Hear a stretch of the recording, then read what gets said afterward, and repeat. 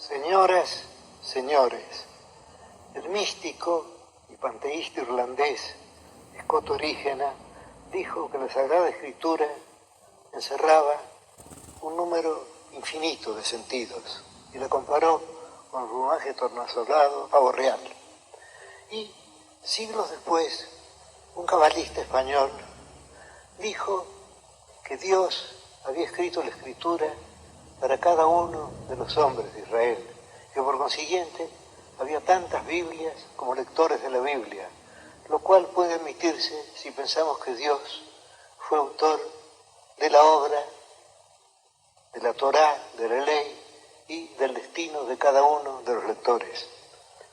Pudimos pensar que estas dos sentencias, el plumaje tornasolado del pavo real, de Scott Orígena, y la otra, la de tantas escrituras sagradas como lectores, son dos pruebas de la imaginación celta, la primera, la imaginación oriental, la segunda. Y sin embargo, yo me atrevería a decir que son exactas, no solo en lo referente a la escritura, sino en lo referente a cualquier libro digno de ser releído.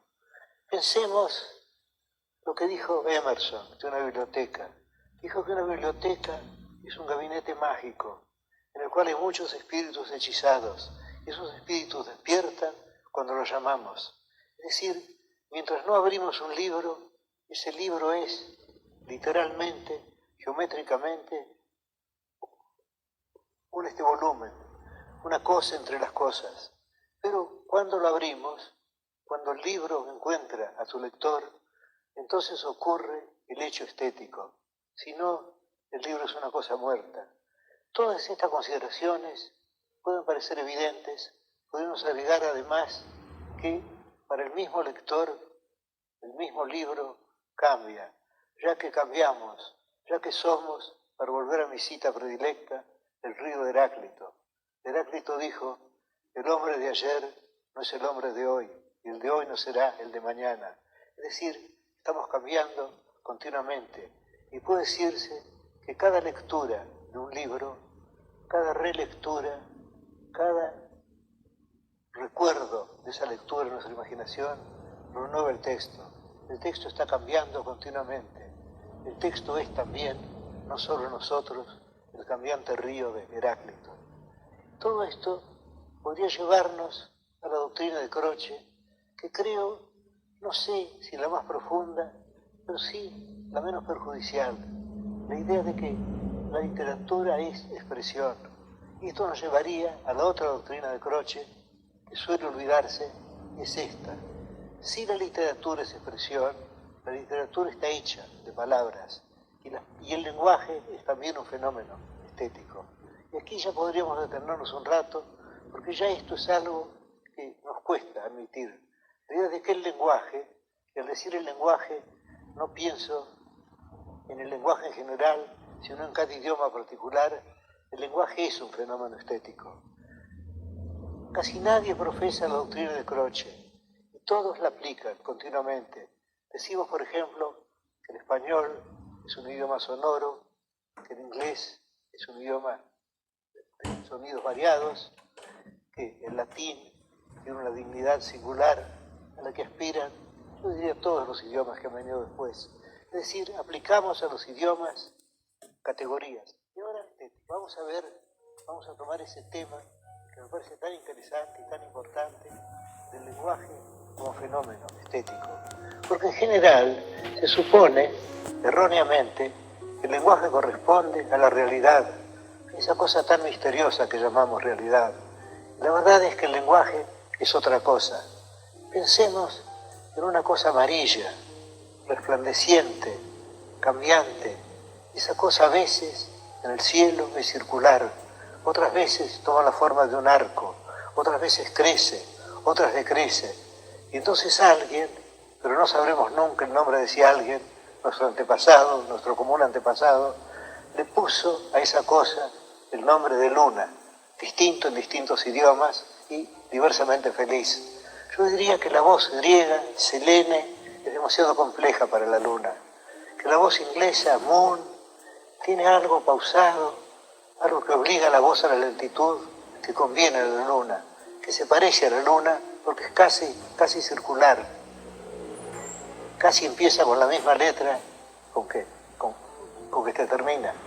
Pero tenemos la palabra luna, esa hermosa palabra que hemos heredado del latín, esa hermosa palabra que es común al italiano.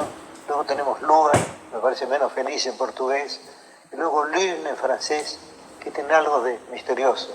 Pero en fin, ya que estamos hablando en castellano, elijamos la palabra luna. Pensemos que alguien alguna vez inventó la palabra luna.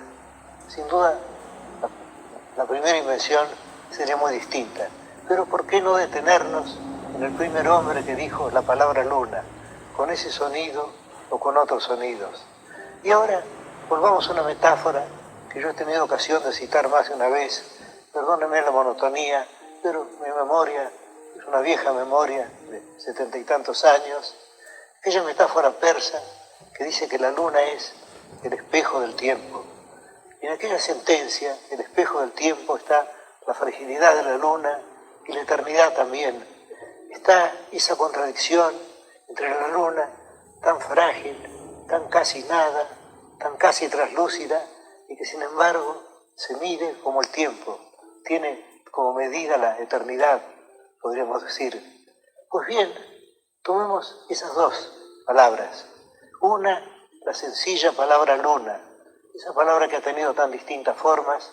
En alemán, por ejemplo, la voz es masculina, y por eso Nietzsche pudo decir que la luna es un monje que mira envidiosamente a la tierra, o un gato macho, un cáter, que pisa tapices de estrellas. Es decir, que también los géneros gramaticales influyen en la poesía. Pero en fin, pensemos en la palabra luna y pensemos en esa metáfora persa, en esa metáfora de un sufí persa, espejo del tiempo. Creo que una no es menos estética que la otra. Las dos son obras de la estética, salvo que la segunda puede ser una obra de segundo grado, porque espejo del tiempo está hecho de dos unidades, y luna nos da, quizá aún más eficazmente, la palabra, el concepto de la luna. Es decir, cada palabra es una obra. Se supone, erróneamente a mi entender, que la prosa está más cerca de la poesía, está más cerca de la realidad que la poesía. Yo entiendo que es un error. Hay un concepto que se atribuye al cuentista Horacio Quiroga, puedo equivocarme, posiblemente no dijo exactamente lo que digo, lo vi leer la semana pasada, en que él dice: si un viento frío sopla del lado del río, hay que escribir simplemente: un viento frío sopla del lado del río. Pero Quiroga, si es que Quiroga dijo esto, no tengo razón alguna para atacarlo, Quiroga parece haber olvidado que esa construcción es algo tan lejano de la realidad como el viento que sopla del lado del río. Porque, ¿qué percepción tenemos? Sentimos el aire que se mueve, lo llamamos viento. Sentimos que ese viento viene de cierto rumbo, del lado del río. Y luego con todo esto formamos algo tan complejo como un poema de Góngora o como una sentencia de Joyce. Formamos la frase: el viento que sopla del lado del río. Es decir, creamos un sujeto, viento, un verbo que sopla y luego una circunstancia real del lado de este río. Todo esto está lejos de la realidad. La realidad es algo más simple, es decir, ya esa frase aparentemente prosaica, deliberadamente prosaica y común, elegida por Quiroga, es una frase complicada, es una frase que crea una estructura. O tomemos otro ejemplo que yo creo haber citado ya, pero mi memoria es vieja y falible, aquel famoso verso de Carducci sobre el silencio verde de los campos. Y aquí podemos pensar, se trata de un hipálaje. Carducci ha cambiado simplemente el lugar del epíteto, debió haber escrito el silencio de los verdes campos, pero astutamente o retóricamente lo mudó y habló del verde silencio de los campos. Pero ahora dejemos de lado las dos frases alternativas: el silencio del campo verde, en forma prosaica, o el verde silencio dei campi, de los campos de Carducci, y vayamos a la percepción de la realidad. ¿Qué es nuestra percepción? Sentimos varias cosas a un tiempo. La palabra cosas es demasiado sustantiva quizá. Sentimos el campo, la vasta presencia del campo. Sentimos el verdor y luego sentimos el silencio también. Y ya el hecho de que haya una palabra para silencio es una creación estética. Porque silencio se aplicó a personas. Una persona está silenciosa, o una campana está silenciosa. Para aplicar silencio al hecho de que no nos llega ruido de los campos, ya es una operación estética que sin duda fue audaz en su tiempo. Es decir, cuando Carducci dice el verde silencio de los campos, está diciendo algo que está tan cerca de la realidad inmediata, está tan cerca o tan lejos de la realidad inmediata como si dijera el silencio. Tomemos ahora otro ejemplo famoso de Hipálage, aquel ejemplo insuperado de Virgilio. Iban obscuri sola sub nocte per umbram, que se refiere a Eneas y a la Sibila. Iban oscuros bajo la solitaria noche por la sombra.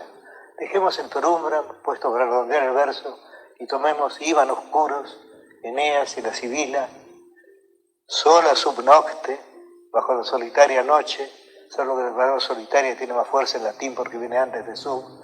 Luego, iban obscuri sola sub nocte, iban oscuros bajo la solitaria noche.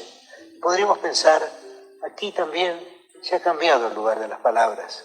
Se ha cambiado el lugar de las palabras como natural hubiera sido, es decir, iban solitarios bajo la oscura noche. Sin embargo, tratemos de recrear esa imagen. Pensemos en Eneas y en la Sibila y veremos que está tan cerca de nuestra imagen. Decir, iban oscuros bajo la solitaria noche, como decir, iban solos bajo la oscura noche. Es decir, el lenguaje es una creación estética. Creo que no hay duda alguna de ello. Y una prueba de ello es que cuando estudiamos un idioma, es decir, cuando estamos obligados a ver las palabras de cerca, las sentimos como hermosas o no. Es como cuando uno estudia un idioma, uno ve las palabras como si uno las viera con lupa. Uno piensa, esta palabra es fea, esta palabra es linda, esta palabra es pesada. Eso no ocurre con las palabras de nuestro idioma, porque las palabras están como arrastradas por este discurso. Bueno, pues tendríamos esta sencilla aseveración. El hecho señalado por Croce, con el cual no quiero discutir, con el cual estoy de acuerdo ahora, de que la poesía es expresión.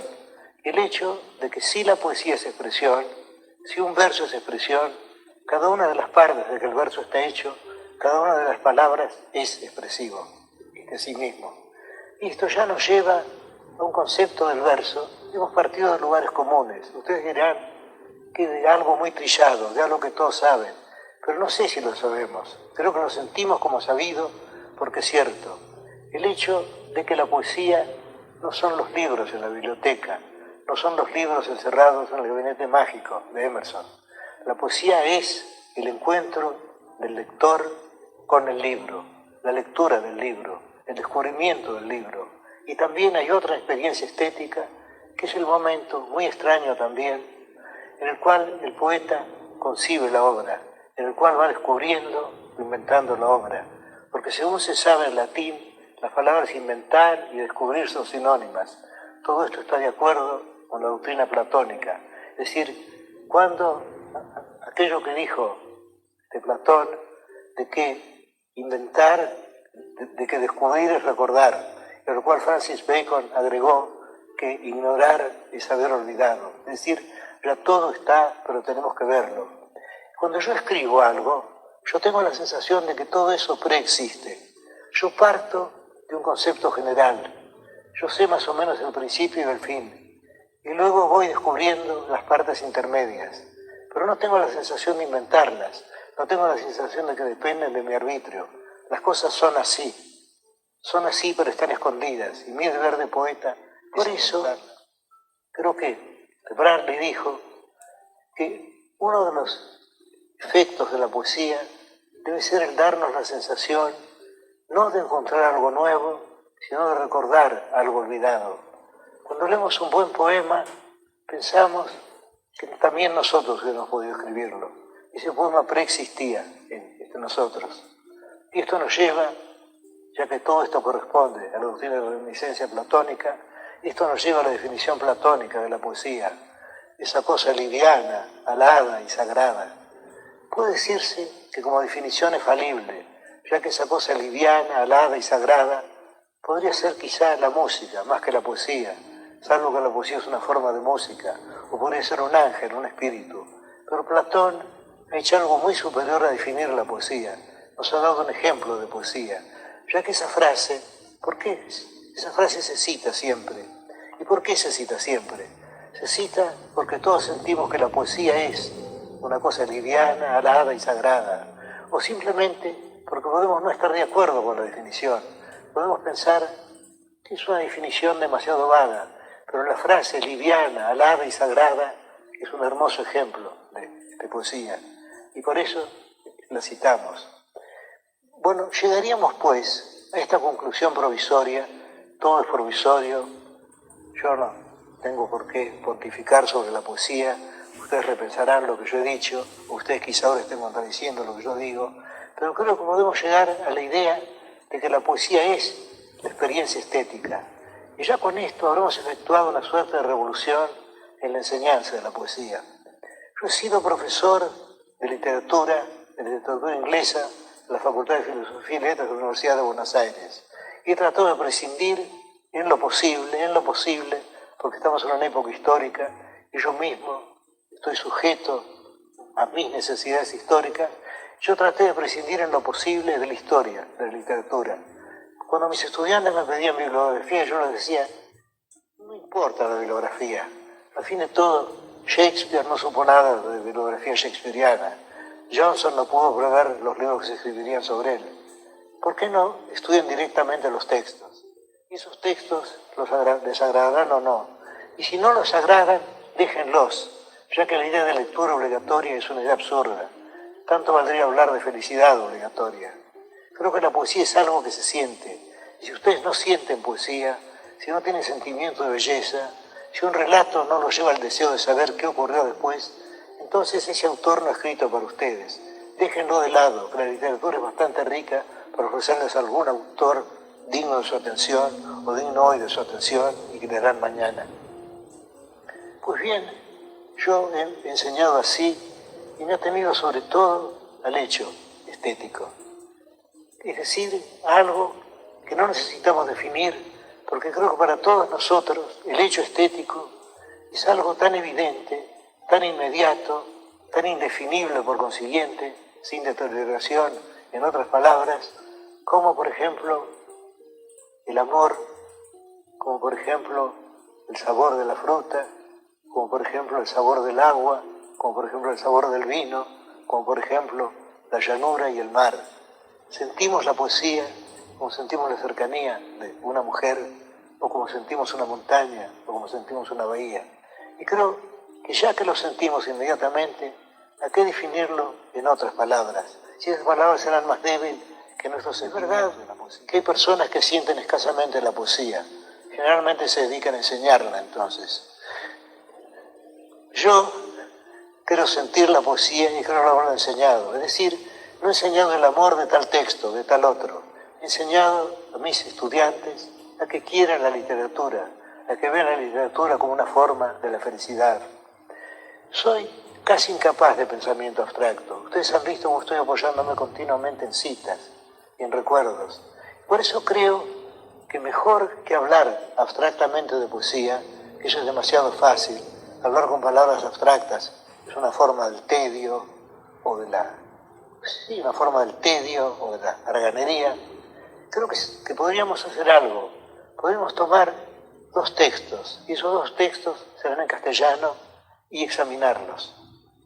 Elijo dos textos muy conocidos, porque ya he dicho que mi memoria es falible, y prefiero un texto que ya está, que ya preexiste en la memoria de ustedes. Y vamos a considerar aquel famoso soneto de Quevedo, que ustedes ya están recordando, escrito a la memoria de don Pedro Telle Girón, duque de Osuna. Voy a tratar de repetirlo lentamente y después volveremos a él verso por verso. Creo que corre más o menos así. Faltar pudo su patria al grande Osuna, pero no a su defensa sus hazañas. Diéronle muerte y cárcel las Españas, de que en él hizo esclava la fortuna. Lograron sus envidias una a una, con las propias naciones las extrañas. Su tumba son de Flandres las campañas, y su epitafio la sangrienta luna. En sus exequias encendió el Vesubio Parténope, y Trinacrio el Mongibelo. El llanto militar creció en diluvio, dióle el mejor lugar Marte en su cielo. La Mox, el Rin, el Tajo y el Danubio murmuran con dolor su desconsuelo. Y ahora que lo he recordado, vamos a estudiarlo. Bueno, pues lo primero que yo observo en este soneto es que se trata más bien de un alegato judicial. El poeta quiere defender la memoria del duque de Osuna, que según él dice en otro poema, murió en prisión y muerto estuvo preso. Se trata pues de un alegato. El poeta dice que España debe grandes servicios militares al duque de Osuna y que le ha pagado con la cárcel. Ahora, desde luego esto, como argumento dirigido a nuestra razón, carece de todo valor, ya que no hay razón alguna para que un héroe no sea culpable y para que un héroe no sea castigado. Sin embargo, faltar pudo su patria al grande Osuna, pero no a su defensa, a sus hazañas. Dióronle muerte y cárcel a las Españas, de que en se esclava la fortuna. Es un argumento demagógico. Ahora, sigamos con el soneto. Conste que yo no estoy hablando ni a favor ni en contra del soneto. Estoy tratando de analizarlo honestamente. Lloraron sus envidias una a una, con las propias naciones las extrañas.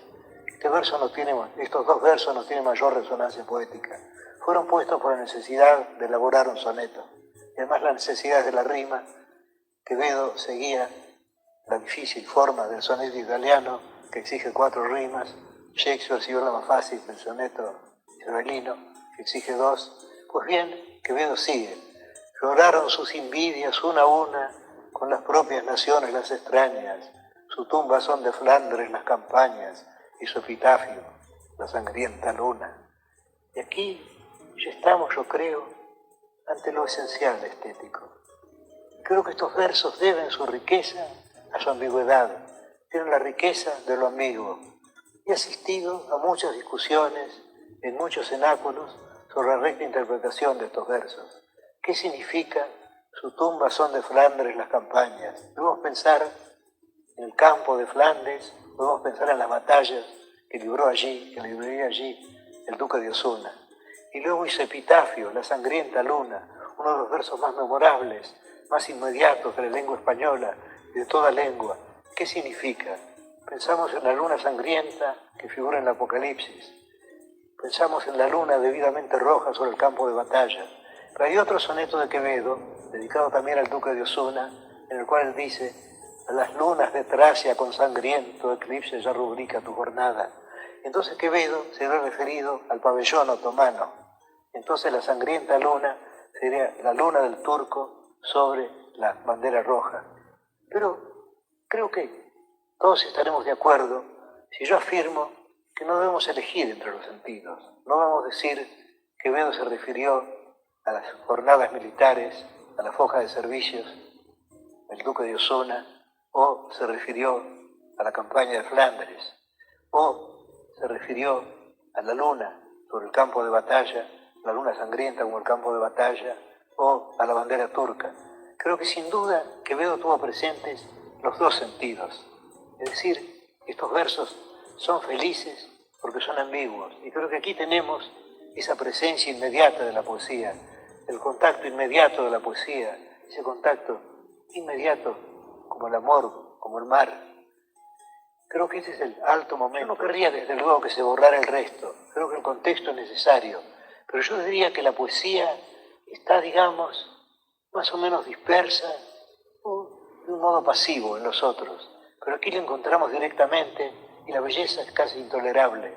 Su tumba son de Flandres las campañas y su epitafio la sangrienta luna. Luego en sus exequias encendió el Vesubio Parténope. Parténope es Nápoles, y Trinacrio el Mongibelo, y Sicilia el Etna.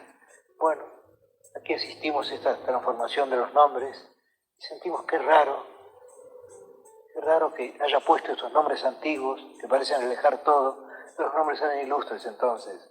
Y luego el llanto militar creció en diluvio. Y aquí tenemos otra prueba de que una cosa es la poesía y otra el sentido racional. Porque la idea de los militares, de los soldados llorando, y la idea de que ese llanto forma un diluvio, es una idea absurda. Pero no es absurdo el verso, que tiene sus leyes, el llanto militar, sobre todo militar es un adjetivo asombroso aplicado al llanto. Luego creció en diluvio. Bueno, estamos en eso. Y luego, dióle el mejor lugar Marte en su cielo. Tampoco lógicamente podemos justificarlo. No tiene sentido alguno pensar que Marte, por ejemplo, alojó al duque de Osuna junto a César o junto a Gustavo Adolfo. No se trata de eso, y le dio el mejor hospedaje en su cielo. No, la frase existe por cuenta propia. Creo que esa es la piedra de toque de la poesía, que la frase exista más allá del sentido que le damos. Dióle el mejor lugar Marte en su cielo, y luego la Mosa, el Rin, el Tajo y el Danubio murmuran con dolor su desconsuelo. Yo diría que estos versos, que me han impresionado durante años, son sin embargo esencialmente falsos. Desde luego Quevedo se dejó arrastrar por esta idea de un héroe llorado por la geografía de sus campañas y por ríos ilustres. Pero sentimos que es idea falsa. Hubiera sido más verdadero decir la verdad, decir lo que dijo Wordsworth, por ejemplo, al cabo de aquel soneto en que él ataca a Douglas por haber hecho talar una selva. Y él dice, sí, que fue terrible lo que hizo Douglas con la selva, que había level to the dust, una noble horda, una fraternidad de árboles venerables, pero sin embargo dice, nosotros nos dolemos, pero nos dolemos de males que la naturaleza misma que no le importan, ya que el río Tweed y las verdes praderas y las colinas y las montañas continúan. Es decir, Wordsworth pensó que podía lograr un mejor efecto poético. No creo que lo pensó así, lo sintió porque era un poeta como Quevedo. Sintió que podía lograrse un mejor efecto con la verdad, diciendo la verdad. A nosotros nos duele que hayan talado esos hermosos árboles, pero a la naturaleza, ¿qué le importa? La naturaleza sabe, si es que existe un ente que se llama naturaleza, que puede renovarlos. Y entonces ahí sigue el río corriendo, al río no le importa. Y que si hubiera sido más poético, hubiera sido más poética la idea de que a los ríos de las guerras del duque de Osuna no les importaba nada su muerte. Pero Quevedo quería hacer. Ahora llego a la censura esencial que podría hacérsele a Quevedo, y que se trata de una elegía. Pensemos, ¿qué es una elegía? Una elegía es un poema escrito sobre la muerte de un hombre. ¿Y qué cosa es la muerte de un hombre? Con él muere su cara, una cara que no se repetirá, según observó Plinio. Cada hombre tiene su cara única, y con él mueren miles de pequeñas circunstancias, miles de pequeños recuerdos, recuerdos de infancia, y luego rasgos humanos, demasiado humanos. Y Quevedo parece no haber sentido nada de esto. Había muerto en la cárcel su amigo el duque de Osuna, y Quevedo escribe este soneto con frialdad. Sentimos en este soneto la esencial indiferencia de Quevedo. Lo escribe como un plaidoyer, como un alegato contra el Estado que condenó a prisión al duque de Osuna. Pero sentimos que no lo quiere Quevedo, que no lo quiere Osuna, o en todo caso no hace que lo queramos nosotros. Sin embargo, el soneto es uno de los grandes sonetos de nuestra lengua, y ahora quiero pasar a otro de nuestro poeta argentino, Enrique Banch. Desde luego, sería absurdo decir que Banch es mejor poeta que Quevedo. Además, ¿qué significan estas comparaciones? Todas las cosas son incomparables, pero podemos considerar este soneto de Banch y ver en qué reside su agrado. Hospitalario y fiel en su reflejo, donde hacer apariencia se acostumbra, el material vivir está el espejo, como un claro de luna en la penumbra. Pómpale en las noches la flotante de la lámpara, y tristeza la rosa, que en el vaso agonizante también en él inclina la cabeza. Se hace doble el dolor, también repite las cosas que me son jardín del alma, y acaso espera que algún día habite en la ilusión de su azulada calma, el huésped, con H mayúscula, el huésped que le deje reflejadas, frentes juntas y manos enlazadas. Ahora, este soneto es muy curioso, porque cada vez que yo me refiero a él, digo el soneto del espejo, pero sin embargo el espejo no es el protagonista del soneto. Hay un protagonista secreto que nos es revelado al fin. Es decir, ante todo tenemos el tema que es tan poético, el espejo que duplica la apariencia de las cosas, donde hacer apariencia se acostumbra al material vivir. Y aquí podemos recordar a Plotino. Quisieron hacer un retrato de Plotino. Plotino se negó. Él dijo, yo mismo soy una sombra del arquetipo de Plotino, del arquetipo del hombre que hay en los cielos. Es decir, yo mismo soy una sombra. ¿Para qué hacer una sombra de esta sombra? ¿Qué es el arte? Pensaba él, sino una apariencia de segundo grado. Si el hombre es deleznable, ¿por qué ha de ser venerable? ¿Por qué ha de ser adorable una imagen del hombre? Pues bien, eso lo sintió Banch, sintió la fantasmidad del espejo. Realmente es terrible que haya espejos. Yo siempre he sentido el terror de los espejos. Creo que Poe lo sintió también. Hay un trabajo de Poe, no de los más conocidos suyos, sobre el decorado de las habitaciones. Y una de las condiciones que pone es que los espejos estén situados de modo que una persona sentada no se refleje. Esto significa que él sentía el temor de su imagen en el espejo. Esto lo vemos en su cuento William Wilson, sobre el doble. Y en el relato de Arthur Gordon Pym, al que volveré después, hay una tribu antártica hay un hombre de esa tribu que ve por primera vez un espejo y cae horrorizado. Es decir, nos hemos acostumbrado a los espejos, pero hay algo terrible en esta duplicación visual. Volvamos al soneto de Banch. Hospitalario, y ya le da un rasgo humano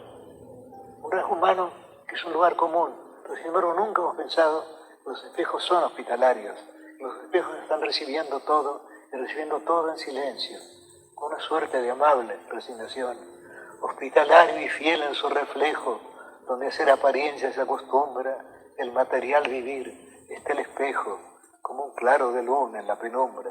Y vemos al espejo también luminoso, y además lo compara con algo intangible, como la luna, es decir, sigue sintiendo lo mágico y lo extraño del espejo, como un claro de luna en la penumbra. Luego, pompa le den las noches la flotante claridad de la lámpara, la flotante claridad, es decir, quiere que las cosas no sean definidas, todo tiene que ser impreciso, como el espejo en la penumbra, porque sentimos que todo ocurre en la penumbra, tiene que ocurrir en la tarde o en la noche. Y luego, además se habla de la flotante claridad de la lámpara y tristeza, la rosa que en el vaso agonizante, también en él, inclina la cabeza. Tenemos ahora, para que todo no sea demasiado vago, una rosa, una precisa de rosa. Y luego, se hace doble el dolor, también repite las cosas que me son jardín del alma, las cosas que me son jardín del alma. ¿Y acaso espera que algún día habite en la ilusión de su azulada calma el huésped que le deje reflejadas, frentes juntas y manos enlazadas? Y aquí llegamos al tema del soneto. El tema del soneto no es el espejo, el tema del soneto es el amor, el pudoroso amor. El espejo no espera ver reflejada frente juntas y manos enlazadas. Es el poeta el que espera esas cosas. Pero una suerte de pudor lo lleva a decir todo eso de manera indirecta. Y esto está admirablemente preparado, ya que desde el principio tenemos hospitalario y fiel. Ya desde el principio el espejo no es el espejo de cristal o de metal. El espejo es un ser humano, es hospitalario y es fiel.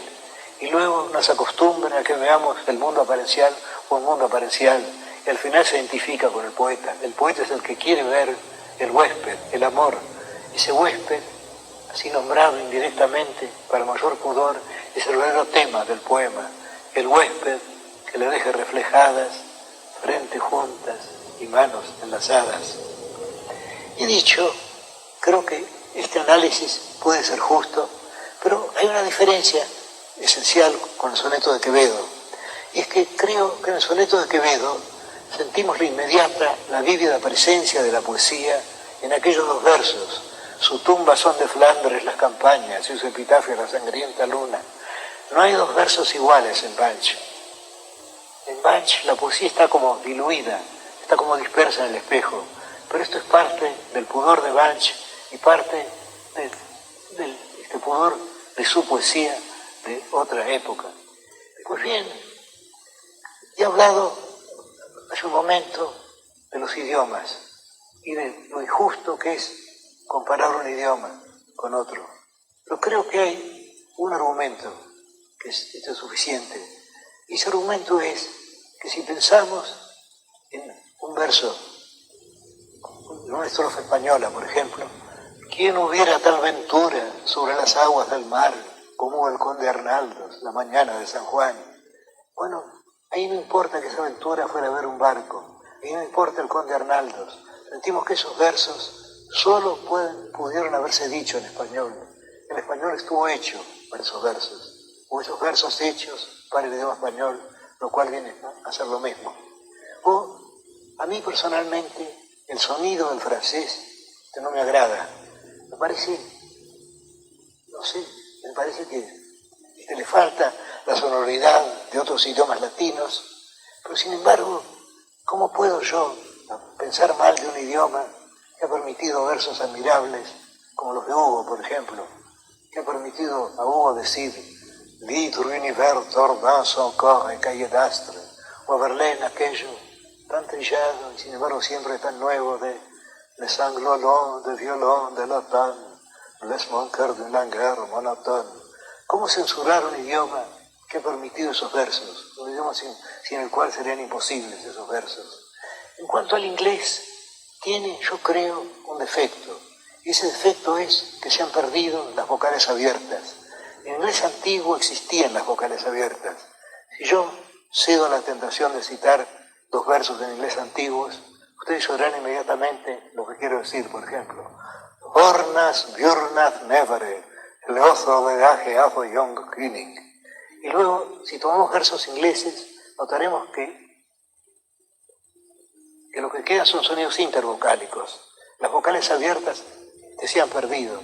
Pero sin embargo, si eso permitió a Shakespeare dejarnos versos que nosotros ahora leemos, por ejemplo, «And shake the yoke of inauspicious stars from this world weary flesh», que malamente se traduce por «y sacudir de nuestra carne cansada del mundo el yugo de malignas estrellas».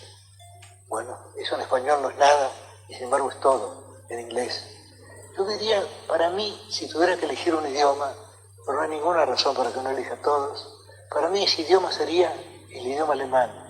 El idioma alemán que tiene la posibilidad de formar palabras compuestas que tiene el inglés, y lo tiene aún más. Y que suena, y que tiene además vocales abiertas, y que tiene una música tan admirable. Por ejemplo, hatte einst ein schönes Vaterland. Der Reichenbaum wuchs dort so hoch, die falschen nickten sang, das war ein Traum. Das küsste mich auf Deutsch und sprach auf Deutsch.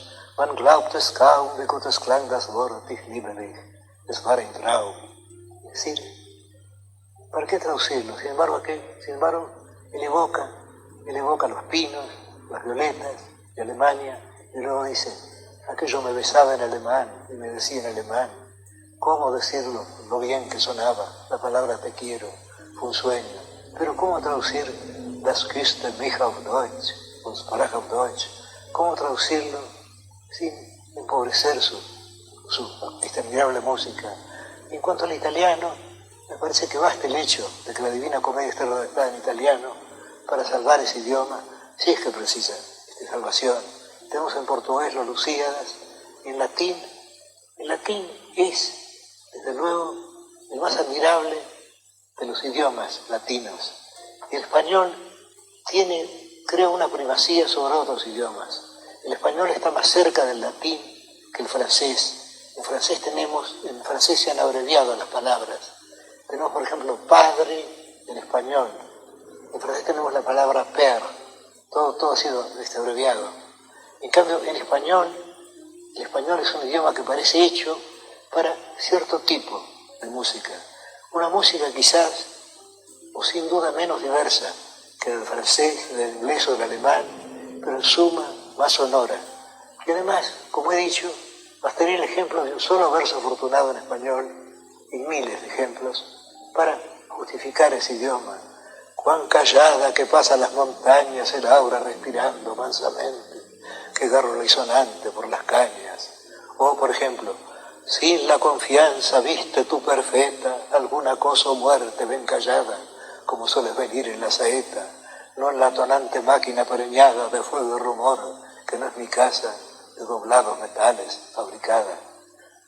Bueno, esos versos del anónimo sevillano, que algunos creen que fue el capitán Fernández de Andrada, ya con esos solos versos, con esos únicos versos, está justificado. Y yo querría llegar a otra observación.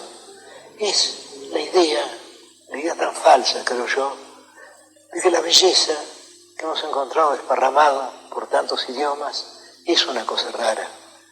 Quiero recordar a mi maestro, el gran poeta judeo-español Rafael Cansinos Sassens, que elevó una plegaria al Señor y dijo: oh Señor, que no haya tanta belleza. Y un pasaje de Browning, yo había mencionado a Browning antes, en el cual él dice: cuando nos sentimos más seguros ocurre algo, una puesta de sol, el final de un coro de Eurípides, y otra vez estamos perdidos. Es decir, la belleza está acechándonos. Y si tuviéramos sensibilidad, sentiríamos así la belleza en todas, quizá en todas las cosas, y ciertamente en la poesía de todos los idiomas. Yo hubiera debido estudiar más. Hay las literaturas orientales, yo me he asomado a ellas solo a través de traducciones, pero he sentido de golpe, he sentido el impacto, he sentido el golpe de la belleza. Por ejemplo, esta línea de Hafiz: te muero, mi polvo será lo que soy.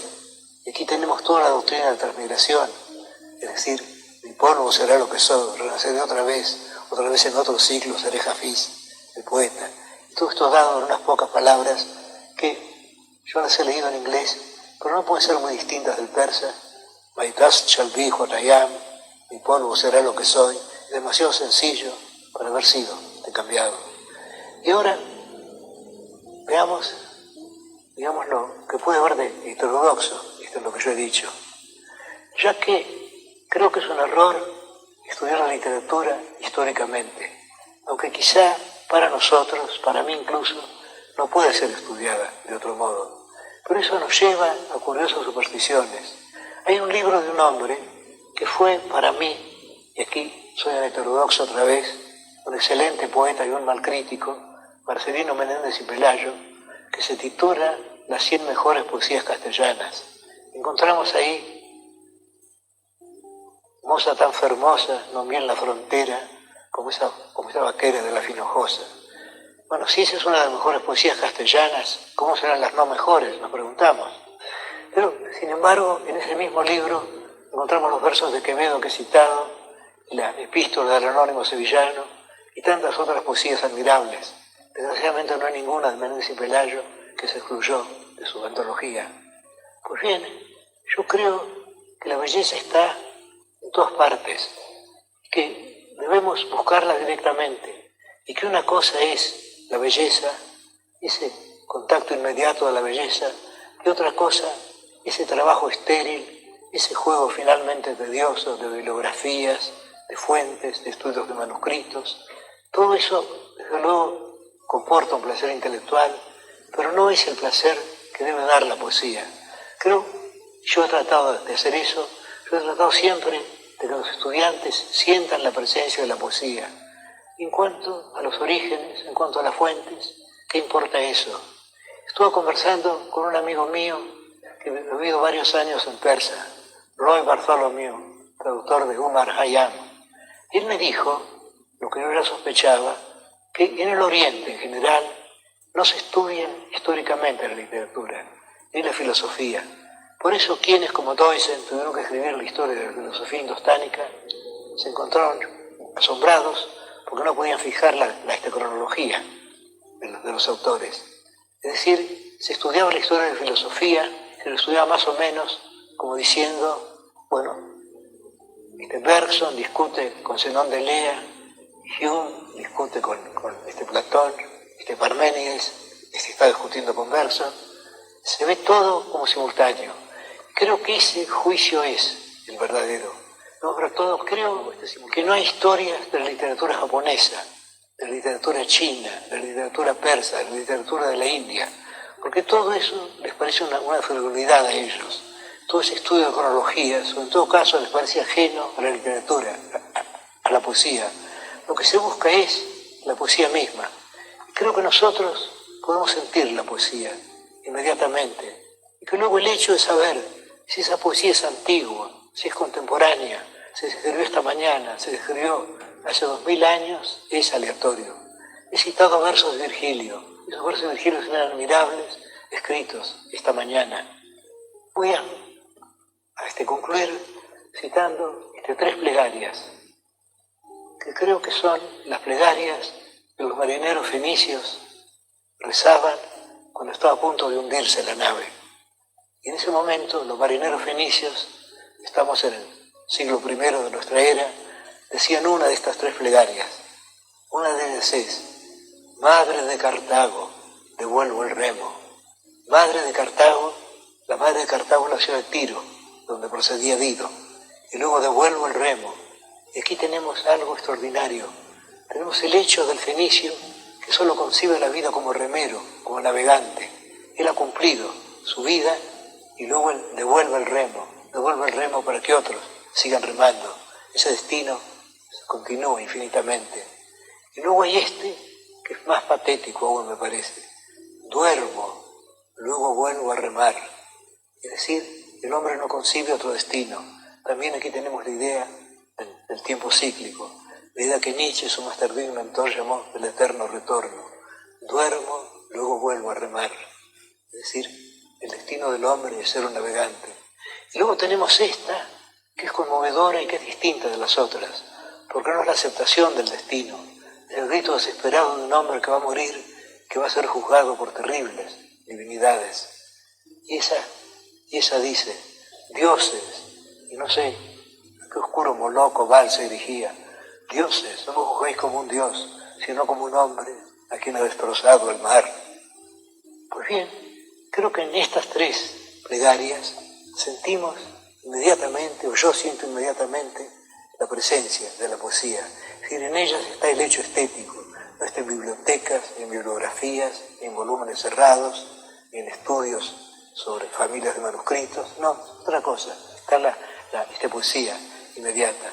Y ahora quiero confesar que he hecho una pequeña trampa, salvo que no es una trampa, ya que está de acuerdo con todo lo que he estado diciendo.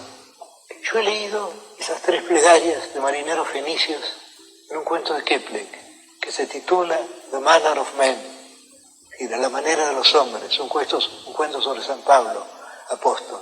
Y he sentido esta duda. Esas plegarias de marineros fenicios son auténticas, como malamente se diría, o han sido compuestas por Kipling, que era un gran poeta y que era capaz de componerlas. Y luego me he preguntado eso, y luego he sentido vergüenza de mi pregunta, porque ¿qué importancia puede tener? Es decir, veamos las dos posibilidades, veamos los 2 cuernos de este dilema. En el primer caso, se trata de plegarias auténticas de marineros fenicios, gente de mar, gente que solo concebía la vida en el mar. Bueno, pues bien, estas han pasado del fenicio, digamos, al griego, del griego al latín, del latín al inglés. Kipling las ha transcrito. Y luego vemos la otra posibilidad. Un gran poeta, Roger Kipling, se ha imaginado a los marineros fenicios, pero él, de algún modo, está cerca de ellos. Él también es un hombre de mar. Él concibe la vida como la vida del mar. Y entonces él ha puesto en su boca estas plegarias que posiblemente no dijeron, pero que hubieran podido decir. Y además ahora, para nosotros, ya que todo aquello ocurrió en el pasado, los anónimos marineros fenicios han muerto. Kipling ha muerto. ¿Qué importa cuál de esos fantasmas haya escrito los versos? Los versos quedan perdurables y espléndidos. Y ahora quería citar una curiosa metáfora de un poeta hindú, que no sé si puedo apreciar del todo, que dice: el Himalaya, esas altas montañas del Himalaya, cuyas cumbres son, como ha dicho Kipling, las rodillas de otras montañas. El Himalaya es la risa de Shiva. Es decir, él se imagina esas altas montañas como la risa de un Dios terrible. ¿Es esto una bella metáfora o no? En todo caso es asombrosa, en todo caso resentido la belleza.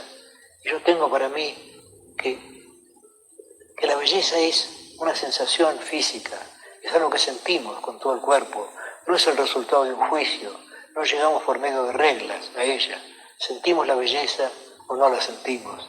Y ahora voy a concluir con un alto verso de aquel poeta que en el siglo XVII tomó el nombre extrañamente poético de Angelus Silesius, Ángel Silesio, y que vienen a ser el resumen de todo lo que he dicho ahora, salvo que no dicho en palabras balbuceantes como las mías, no dicho por medio de razonamientos o de simulacros de razonamientos, sino dicho por un poeta. Esos versos son los que leí primero en español y luego en alemán para que los oigan ustedes. La rosa es sin por qué, florece porque florece. Die Rose ist don warum, sie blüht, weil sie blüht. Muchas gracias.